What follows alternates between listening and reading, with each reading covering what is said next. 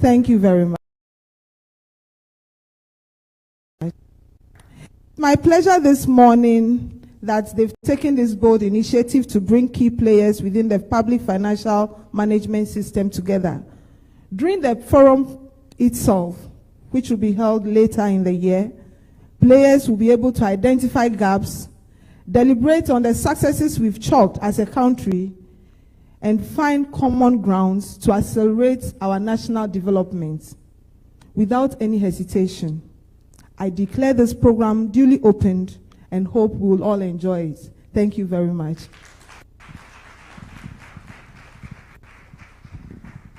Thank you so much, Madam President, for welcoming us.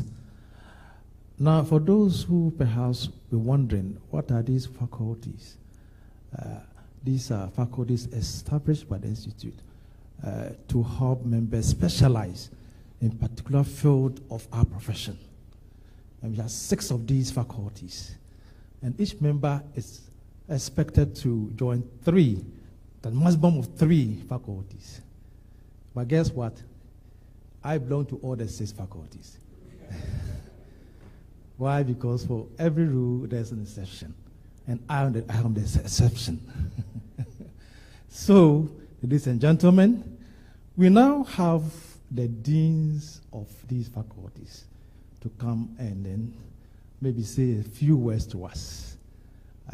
Quite interestingly, the dean of the PFM faculty is a partner with PwC. The dean of tax and fiscal policy faculty worked with PwC.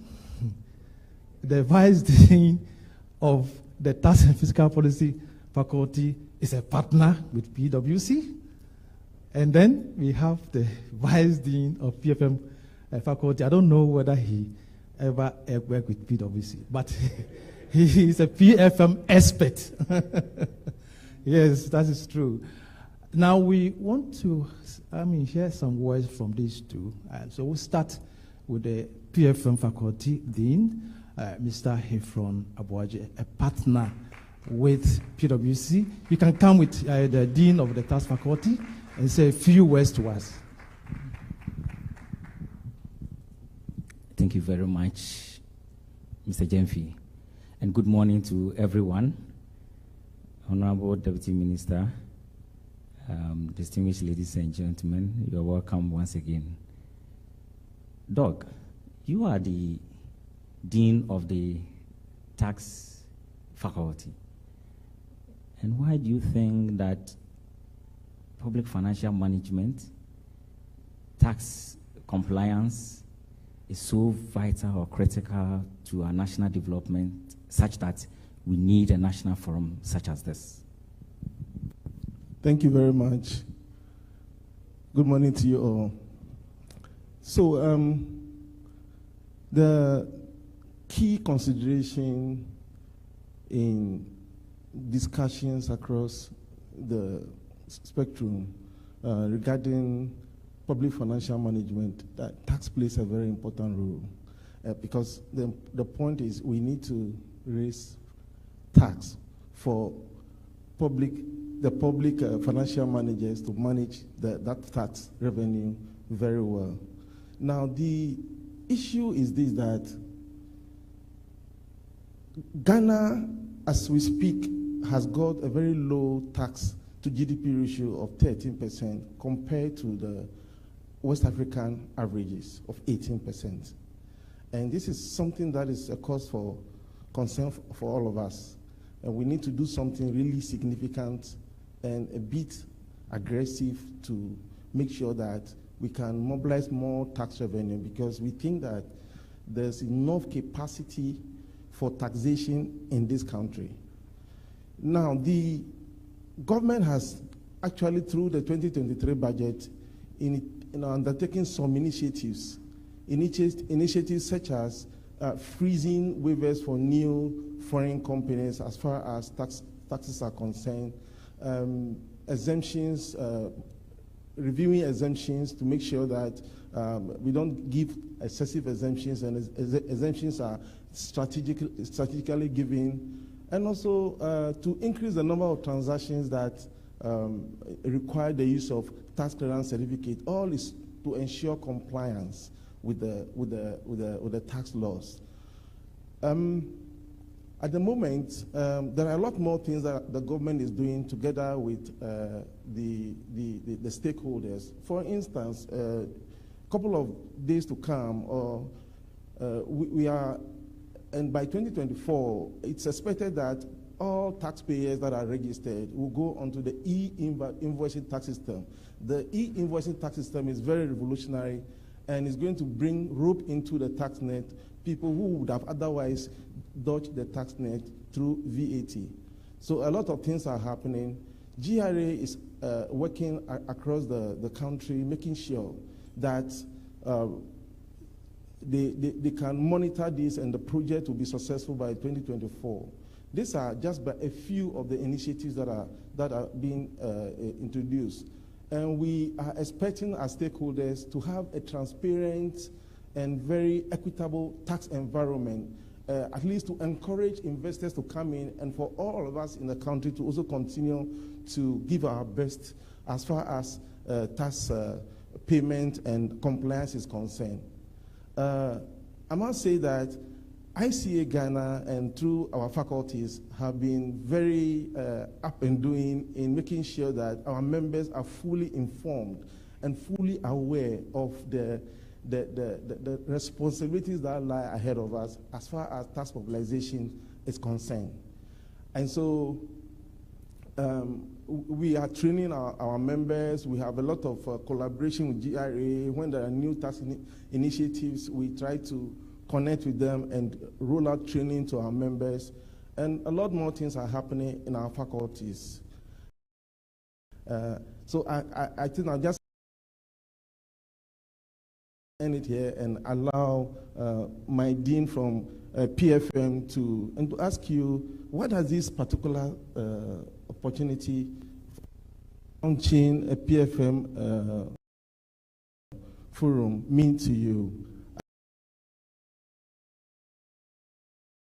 The dean and for the institute. Thank you very much, Dr. Isaac Nyame.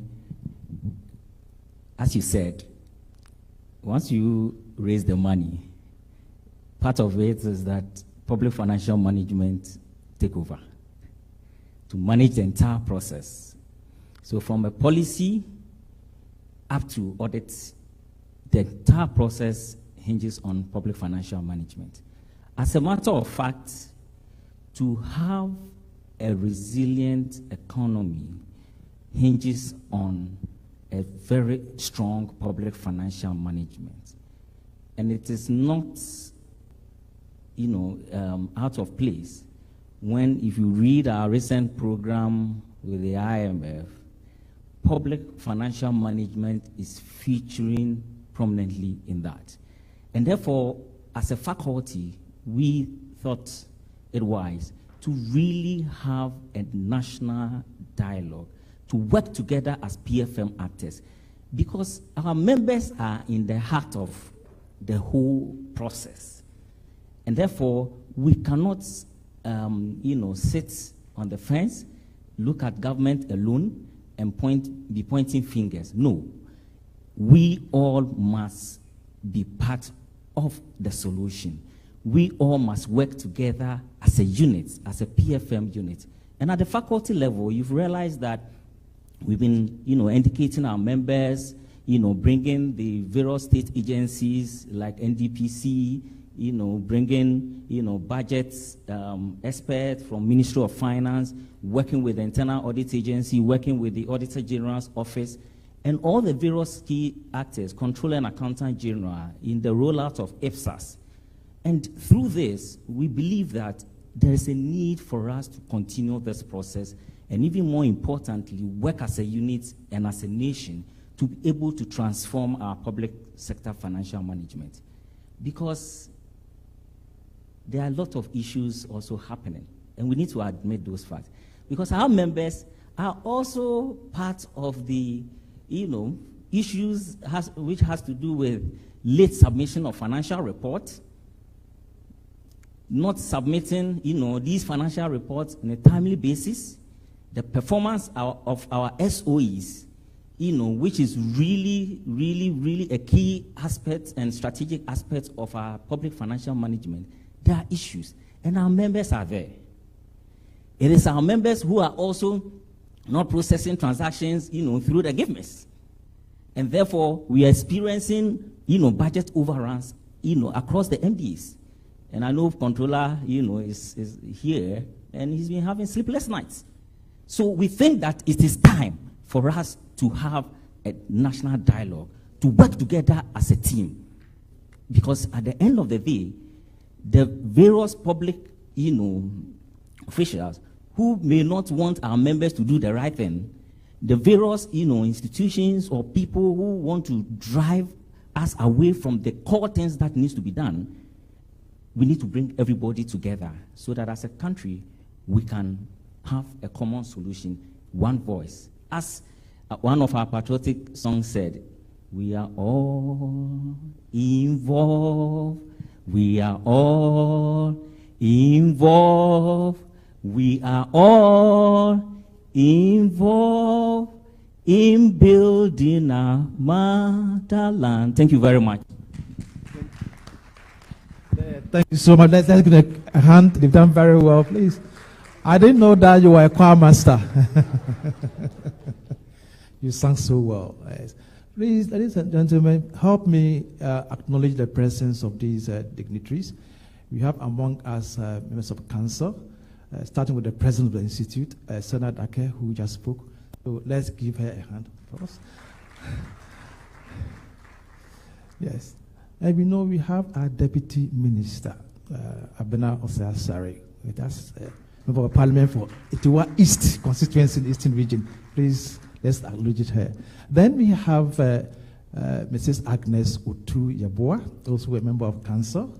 And then we have past president of the institute, Angela Piasa, with us. We also have Mrs. Patience Maushi Jukunu, a member of council. We have Mr. Emmanuel Makofi Ankama, also a member of council. We have among us a member of council, the chief executive officer of the institute, Mr. Kwesi Ajema. Maybe I can start with Paul Kwesi Ajema, FCA.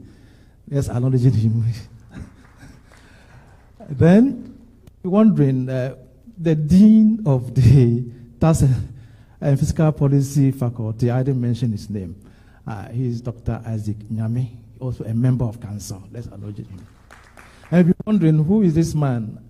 My name is Osei Ije Jemfi, Technical Director of the ICAG, and I'm your chief servant for today. All these have been made possible by PwC. They are sponsoring this event.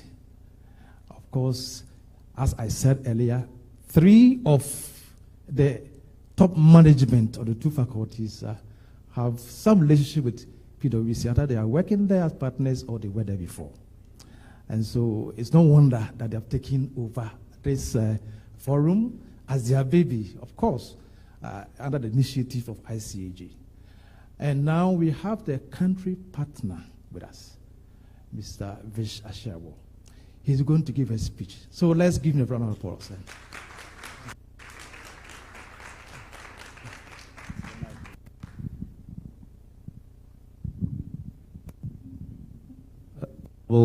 Deputy Minister, President of the Institute of Chartered Accountants, council members, past and present of the institutes, permit me to stand on all the previously established protocols, and good morning to you all.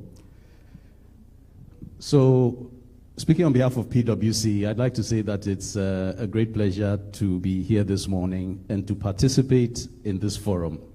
So, we are proud members of the Institute of Chartered Accountants. We are proud members of the Institute of Chartered Accountants, Ghana, and therefore it is actually no surprise that a number of our partners and quite a few of our staff participate actively in all things that the Institute is doing. Now, public financial management is a subject that is dear to our hearts. We heard from the deans who spoke earlier about fiscal policy, well, public financial management, and how important it is to us as a nation.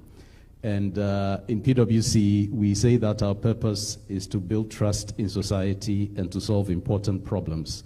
So if we are going to contribute to building trust in our society here and solving some of the important problems that we have, then it only stands to reason that a forum of this nature we should be part of and we should participate in.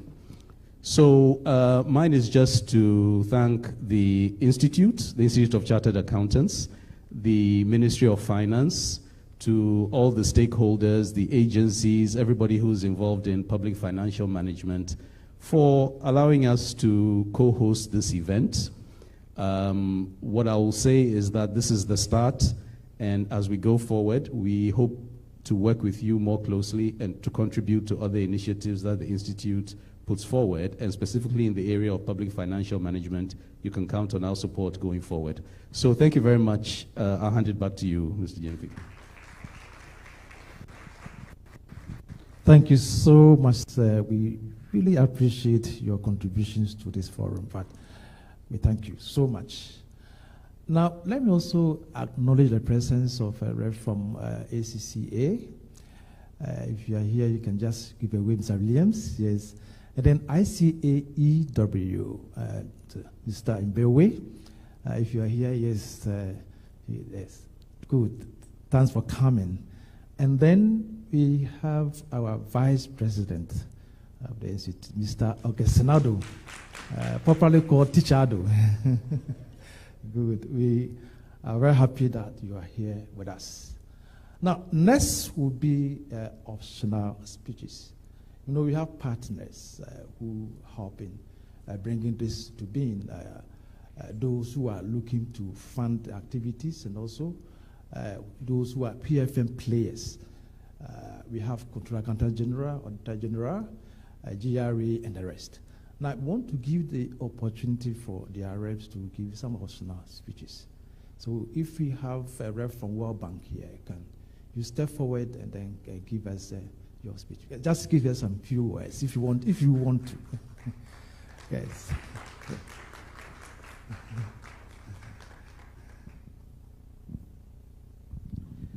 Thank you so much. Honorable Deputy Minister, organizers, PwC, Institute of Chartered Accountants of Ghana. I'm grateful to all of you to invite us. World Bank has been an important player, as you know. So I'm standing on behalf of my country director. My name is Furqan Ahmad Salim. I'm lead public sector specialist.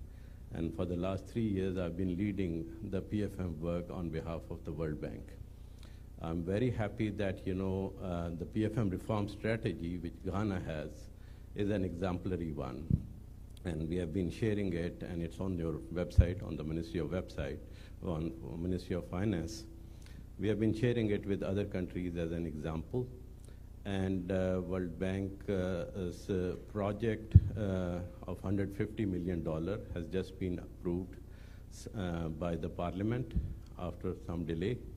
And that will contribute to a total of $300 million for 5 years of implementation. This strategy is very different from the previous strategy in 3 terms at least.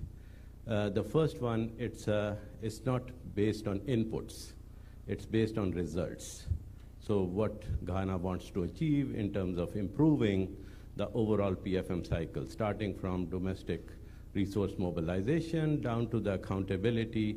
There are key results, around 37 strategic objectives, and there are indicators with baselines and targets, so it's very target-oriented, right?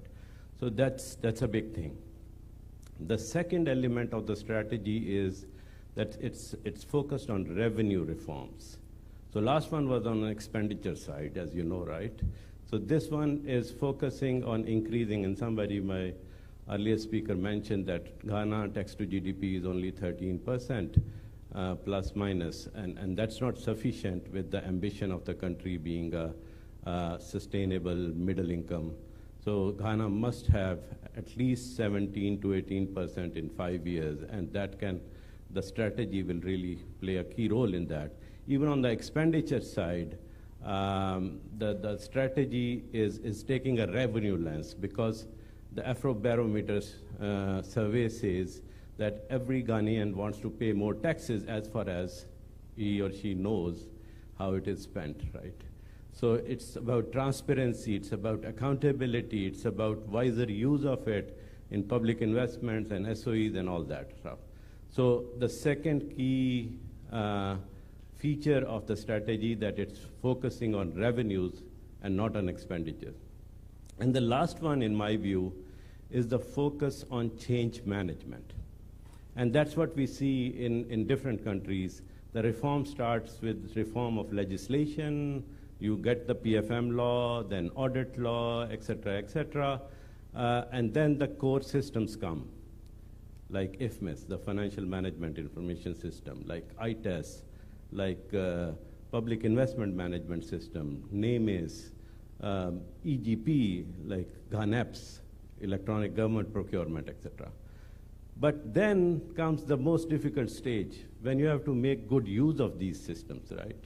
And I can get into very detailed examples how we have the systems, but they are not used in the best way.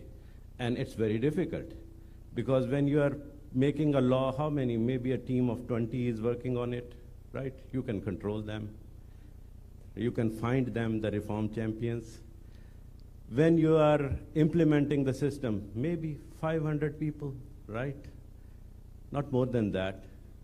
You can get best experts from the world. Everything is possible. You can control the process. You can throw money and get the systems, buy them, the best. By the way, Ghana has state-of-the-art Oracle financials. There is no better than that, huh? So, but when it comes to the use of those systems, functionality for PFM outcomes, we are talking about 10,000 people, or maybe 100,000 people, right? It's about changing behaviors. It's about changing attitudes, how they use the system, how they follow not only the mandatory fields in the system, but also the optional ones, how they analyze the data. How do we know, like, everything, like before issuing a contract, there's a budgetary commitment created. How many payments we are making within the due date, right? How many, refunds are being done against VAT, et cetera, et cetera. Somebody, and now the PFM is about data scientists, because you want to monitor that all the time and see what are the outliers, what are the best performers, what are the poorest performers, and have a discussion with the poorest performers. The best performers can be recognized, become role models, etc. That was not part of the last strategy, not at all, because that was focusing on technology and systems. Now the new strategy will give us an opportunity to really work on behaviors and attitudes and take the reforms to the last mile. And that was my conversation when I came into Ghana, that how the reforms are going, and they were telling me a story of 20 to 25 years of reforms. And my question was, do you want to reform for another 25 years? Do we have 25 years? The answer was no. So this 5-year reform strategy would be critical for Ghana. And if that is successful, I can assure you that in 5 years' time, when I get back here from Washington visiting you, I can take pride that Ghana is an upper middle income country, is on the path of development, and we can congratulate and celebrate all together. Thank you so much. Thank you so much for that food of thought that you've given to us. And that is the essence of this forum. If you look at the theme, strengthening public financial management for accelerated national development. We are seeking to accelerate the reform. Right. Now, we have some partners with us, Auditor General Rep, Controller Accountant General, and also Bank of Ghana. And so we'll give the opportunity to also share some few words. Let's start with the Controller Accountant General. The Rep, if you are here, you want to share some few words with us, we give you the floor. Okay, let's give the hand of applause.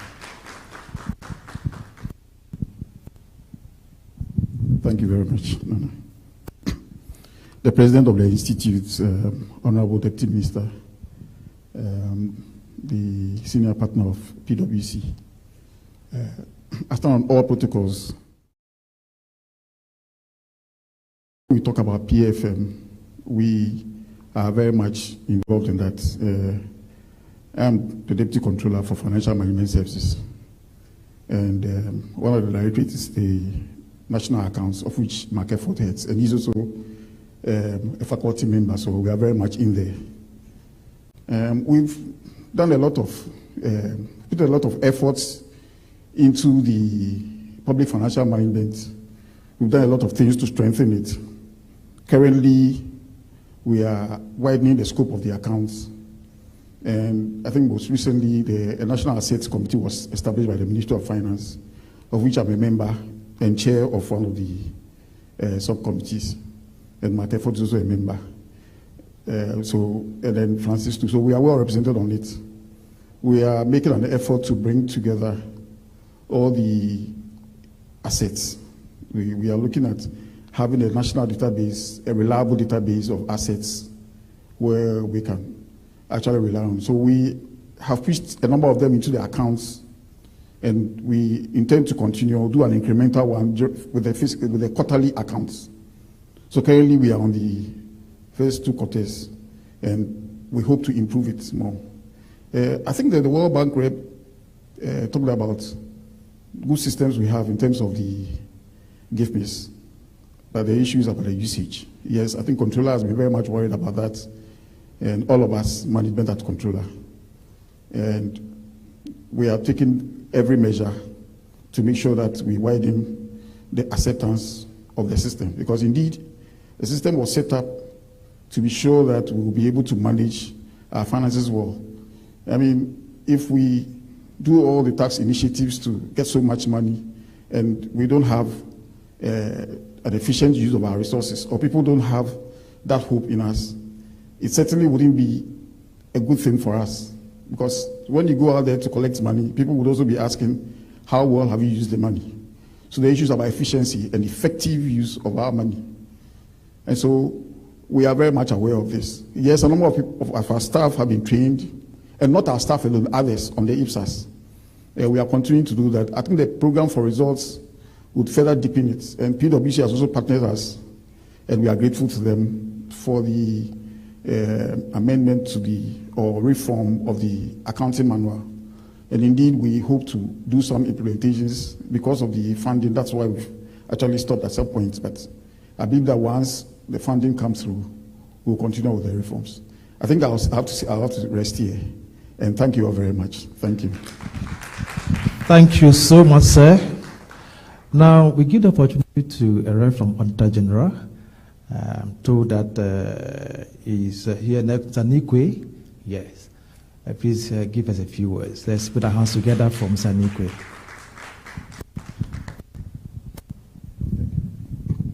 Thank you very much, and good morning to everyone. As mentioned from the Auditor General Office, we have been a key actor in the public financial management over the years since introduction. We have performed our statutory mandate as required. And as mentioned, and from all the discussion points made, going forward as an institution, we have a role to play to give assurance to the citizen on how revenue generated has been utilized, the probity, accountability, and transparency nature of it. We have also seen some investment made in the PFM over these years. And one of the things we are doing as a service is to move away a little bit from our continuous internal control reviews and also compliance issues to look into the future in terms of performance audit, where we measure key outcomes indicators and also provide some assurance to citizens and all stakeholders about how funds have been utilized to achieve intended objectives. As an institution within the PFM framework, we are now looking at how best we can leverage the investment made over the years together with internal audit agency.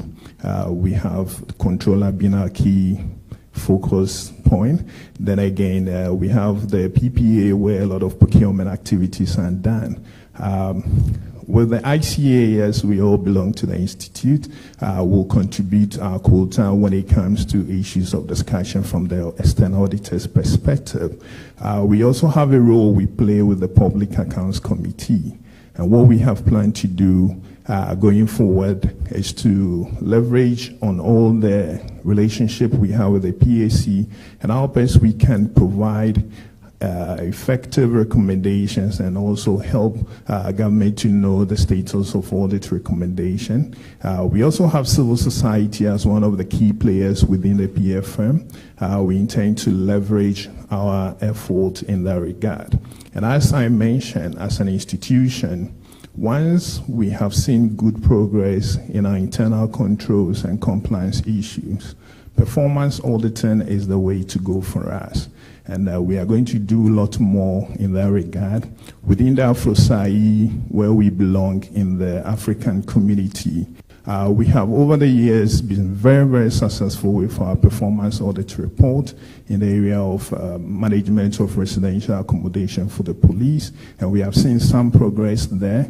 We have also done some value for money audit in relation to flood control and all the investment being done in terms of construction of drains. We participated also with one of our reports that we recently launched, the utilization of National Ambulance, where we conducted value for money audit. And these reports stand out perfectly well for us as a country because our SAI audit performance report were selected as the best. And it gives us a good leverage on the audit service to do a lot more in that regard. So going forward, and as mentioned by the World Bank rep, we have been working tirelessly with them in terms of how best we can shift our institutional mandate to now start looking at value for money consideration. Change management has been mentioned by other speakers, and it's also one thing that we are going to link in terms of results. So just to add, and I want to congratulate ICA for this initiative. It's an opportunity for us as a stakeholder to also share some insight in terms of what we can do as a country going forward. Thank you very much. Thank you so much, sir, and congratulations, Auditor General, for that feat that you've chalked. Now we give the last opportunity to BOG rep. If he's here, just okay. This optional speeches, so no speech to be done. Thank you so much for saving us the time. Now we have the next big thing in the program, the keynote address. And we have our Deputy Minister of Finance, Abena Osei-Asare, with us. And I must say that she has been very, very supportive since we mentioned this forum to her. In her busy schedule, she said, today I can make it. And she's here with us, and she came on time. She's the MP for Etowa East, and also a banker and chartered accountant, a member of the Institute. Please, let's put our hands together for Abena Osei-Asare, Deputy Minister of Finance, MP Etowa East.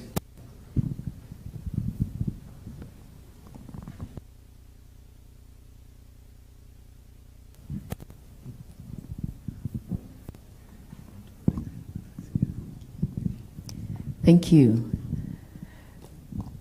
The President, Institute of Chartered Accountants, Madam Sena Dake, the country senior partner, PwC, Vish Ashiagbo, council members present, development partners present, distinguished ladies and gentlemen, good morning.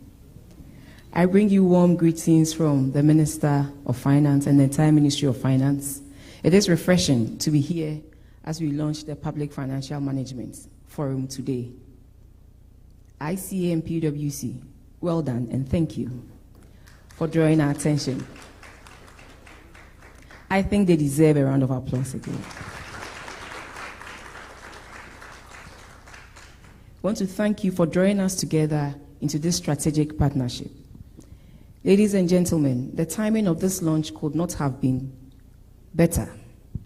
This is coming at a time when there's a renewed effort to further reform and strengthen the national PFM system to anchor economic transformation Just last Wednesday, as has been mentioned here, the IMF approved the $3 billion extended credit facility for Ghana, a decision that immediately unlocked $600 million.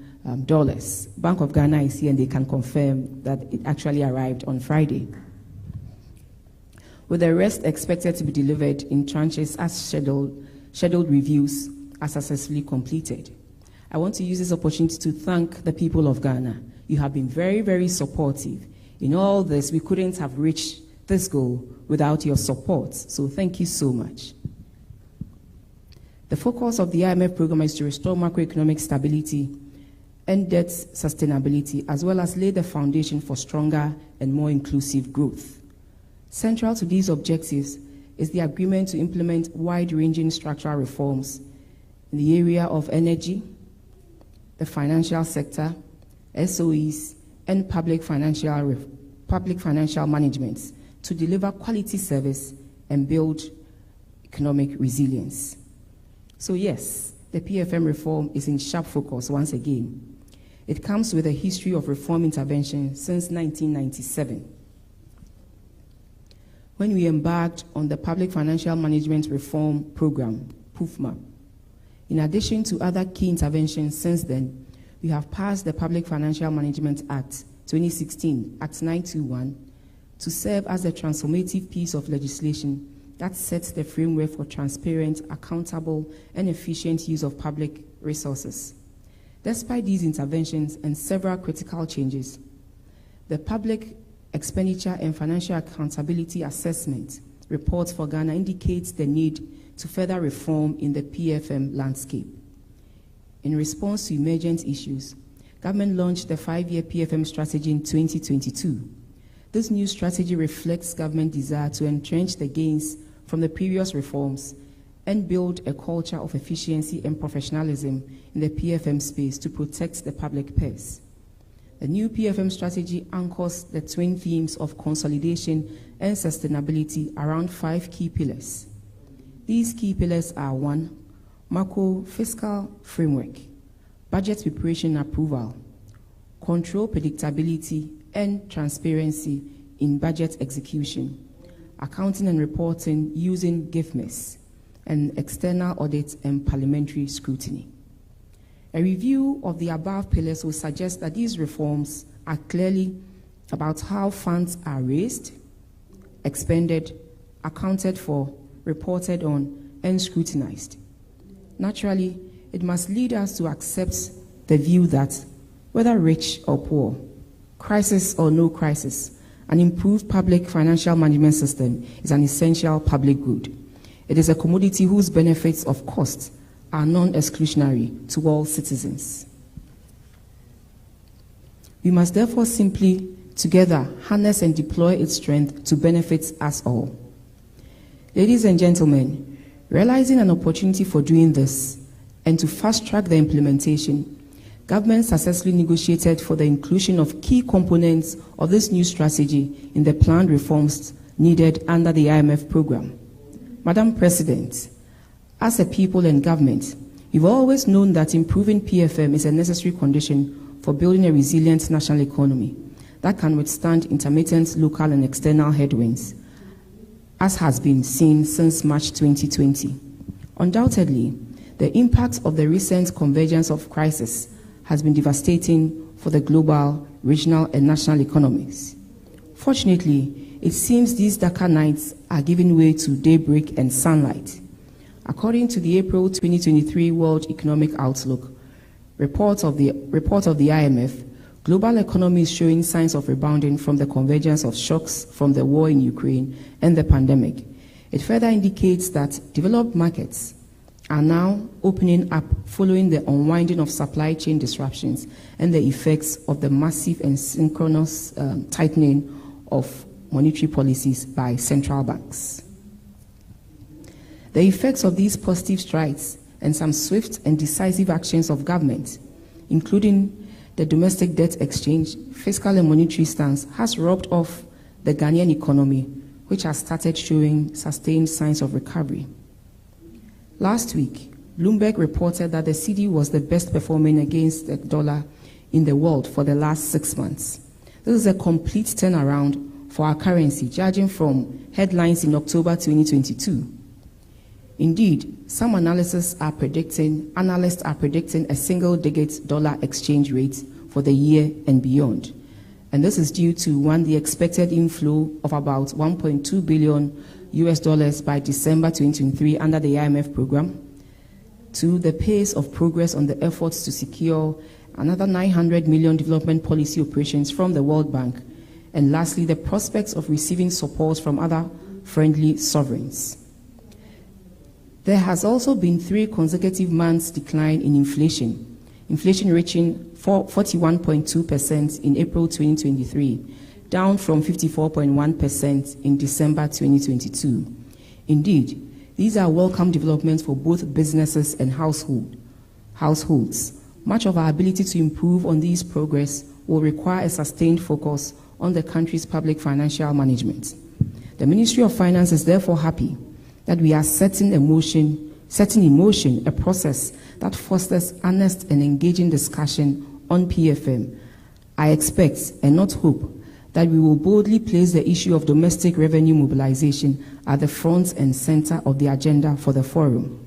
In a period where the country has limited access to other sources of finance, prioritizing, collecting, and effective use of domestic revenue is not an option, but the only real choice we have. Ghana has 13% tax to GDP ratio, currently behind the West African average of about 18%. Clearly, there is some work to be done to improve this metric, which is key to us raising adequate finances to support our economy and puts us on a sustainable footing. In a bid to do this, government introduced certain tax measures in the 2023 budget, such as freeze on new tax waivers for foreign companies, reviewing some tax exemptions, and expanding transactions for which a tax clearance certificate is required. These measures are meant to stop tax leakages and strengthen the compliance rate and culture in Ghana. One key initiative by the government in the 2023 budget was the introduction of the electronic VAT invoicing to cover all VAT-registered businesses. The GRA has since been working on it, and this project should be done by 2024. This initiative, together with the VAT monitoring exercise that GRA is currently conducting around the country, will ensure that tax, especially VAT compliance, is improved. Further, earlier this year, government inaugurated the Independent Tax Appeals Board to help with the efficient resolution of tax disputes. This will ensure that tax matters that go beyond GRA are looked at and resolved as quickly as possible. Government, together with GRA, are working to improve the tax revenue mobilization and tax compliance as part of efforts to strengthen our PFM. Government is also resolute in its drive to achieve significant gains in the rationalization of expenditures. The control systems are being strengthened and in most cases being automated to eliminate undue exercise of discretion. Madam President, ladies and gentlemen, government remains committed to improving transparency and accountability to its citizens, and forums such as these will further strengthen the level of engagement with all our PFM actors and stakeholders. This will also provide government and stakeholders the platform to share innovative ideas and best practices to shape our PFM agenda in Ghana. Government therefore welcomes the renewed interest of key stakeholders and the general public in this journey to further reform the PFM system. We are extremely delighted that private sector players and firms such as PwC, regulators including ICA, development partners, and all PFM actors and stakeholders join government in working together to build a resilient economy that hinges on strong public financial management. As is often said, it takes a village to raise a child. PFM is our collective child, who we must raise well to serve our present and our future needs. Let's just do this together. Ladies and gentlemen, on behalf of the Minister for Finance, I declare this forum and subsequent activities duly launched. Thank you, and God bless us all.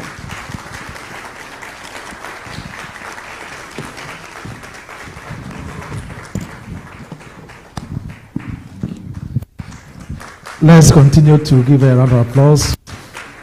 Thank you so much, Madam, for the keynote address and also launching the PFM Forum. Before we go to the next on the program, I think there's one name that I left out in the acknowledgement. And she's no other than the youngest member of council of the Institute. It's Ellen Abena Ado, a member of council. Good. So we are gradually come to the end of this program, and we have Chief Executive Officer, Mr. Paul Kwesi Agyeman here. We've not heard from him. He wants to come and say some few words and offer the vote of thanks so that we can all go our separate ways. Thank you very much, Mr. Osei. What a way to go. Madam Deputy Minister, I'm sure all of you would allow me to dwell on the existing protocols to proceed. The Institute of Chartered Accountants is an establishment of law in Ghana. It was established in 1963 by an act of Parliament, Act 170, 1963. It has subsequently been repealed and replaced with a new law, Act 1058, 2020. The object of the Institute, as established in the Act, is to regulate the accountancy profession, the practice of accountancy, and also promote the study of accounting in Ghana. The key among the three is the practice of accountancy in our country. So if we have to regulate and manage the practice of accountancy in our country and being established by law, then we see the importance of having a faculty or establishing faculties that will promote the practice of accountancy in our country. So we have the PFM faculty coming up with a program like this. And I'm sure we all know it is very well placed to establish such a faculty to help our people to develop interest and also encourage our people to delve deeper into the practice of accountancy, especially in the public space. It is no surprise that we have a whole paper to write as part of our exams syllabus, which is the public sector accounting. You wouldn't become a chartered accountant in Ghana without going through that paper, writing that paper. Of course, if you don't pass the paper, you cannot be qualified as a member of the Institute of Chartered Accountants. And writing the exam and passing is not enough. When you get to the field, continuously developing, training ourselves, and being abreast with the changing times of our season, of our times, would be very helpful and encourage and promote proper practice of accountancy in our country. When you look at the space, the public space, one key thing that we are seeing as a challenge is ethical practices in our system. People who are members of the Institute are regulated and they go by the standards, the ethical standards of the Institute. What about people who are not members of the Institute? When you go to the public space, you would have a lot of people in the public space who are not members of the Institute. Indeed, some of them even don't have anything to do with the Institute. How do we get these people to regulate them? How do we get these people to train them? When you look at the new law, Section 44 of the law is enjoining everybody in the accounting space to come under